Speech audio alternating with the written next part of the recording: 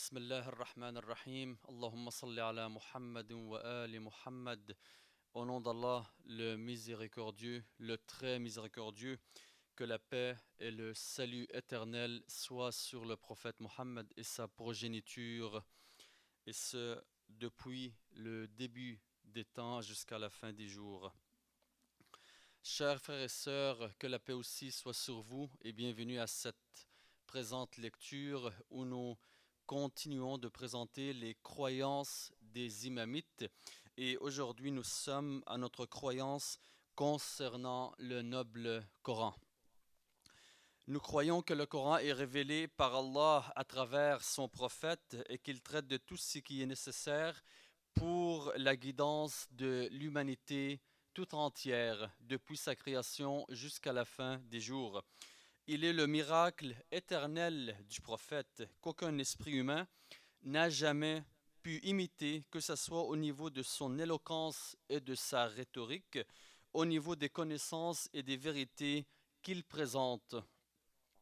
Ce saint livre n'a pu subir aucun changement, aucune modification, ni aucune altération depuis le temps qu'il a été révélé sur le prophète jusqu'à nos jours et jusqu'à la fin des temps encore.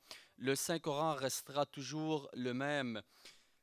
Cette vérité est écrite dans le Coran. Allons voir le verset qui dit cela. En effet, Allah dit, Bismillah ar-Rahman ar-Rahim, au nom d'Allah, le miséricordieux, le très miséricordieux, nous avons fait descendre le rappel, nous en sommes les gardiens. Ce verset est dans Surat Al-Hijr, Surat numéro 9, verset 15.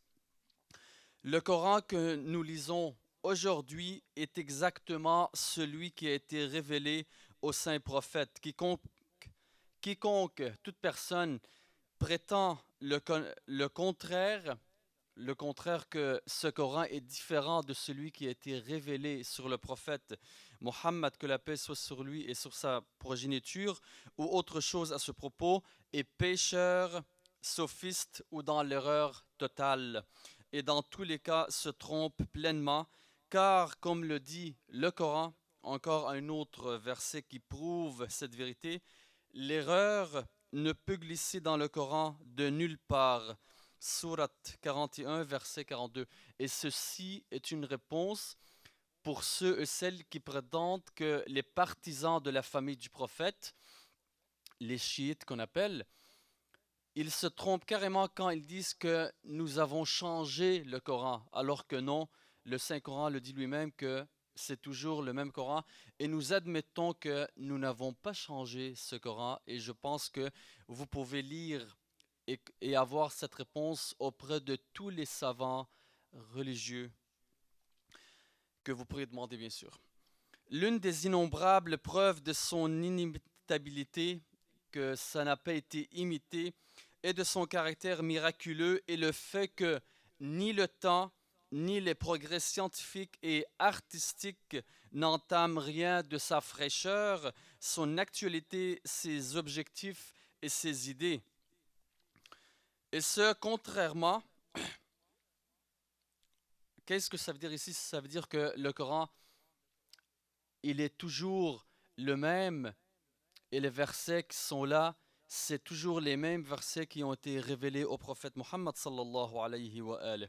Alors, ni le temps, ni les progrès scientifiques et artistiques n'entament rien de sa fraîcheur, son actualité, ses objectifs et ses idées, ni ne font apparaître une erreur par rapport à une théorie scientifique établie, et ce, contrairement aux écrits des savants et des grands scientifiques qui sont venus à travers les siècles, et des grands philosophes, quelque élevée que puisse être leur position scientifique et le niveau de leur pensée, dont une partie, en fait, dont une partie de ces théories qui ont passé dans les temps, au moins s'avère banale, grossière ou erronée à mesure que la recherche scientifique et les théories scientifiques progressent et évoluent.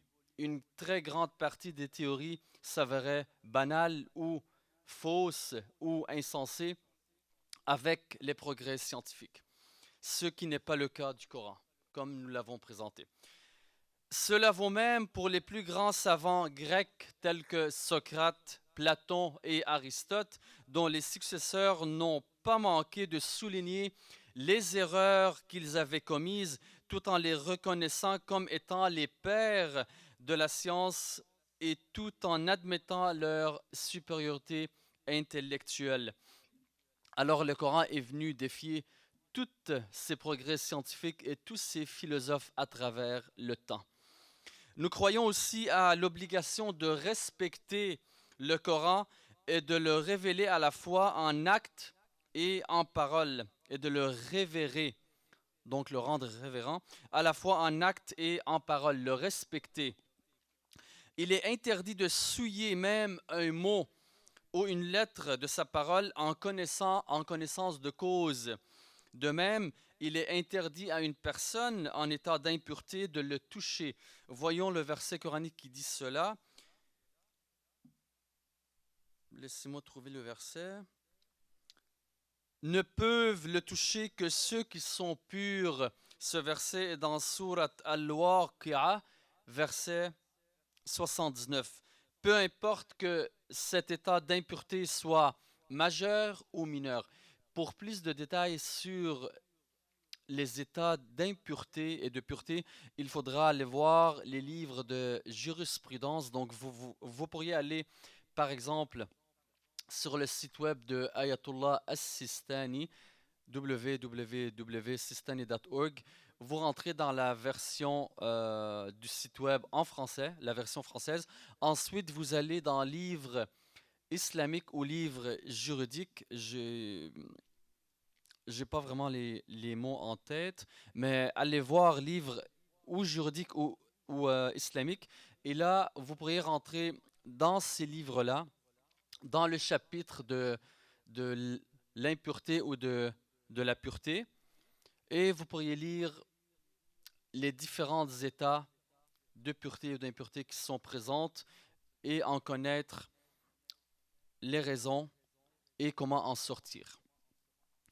Alors, peu importe que cet état d'impureté soit majeur, absence de bain rituel, rousl, etc., ou encore mineur, absence d'ablution ou d'eau, même après une somme. Donc, comme je vous ai souligné, allez voir les détails sur le site web dans les livres islamiques. Alors, si nous continuons dans le même sujet, il est également interdit de brûler le Saint-Coran, bien sûr, et de le profaner de n'importe quelle façon considérée par les gens en général comme une profanation ou comme une forme de mépris. Par exemple, le jeter, le salir, le piétiner ou le mettre encore dans dans un endroit, désolé, inconvenable.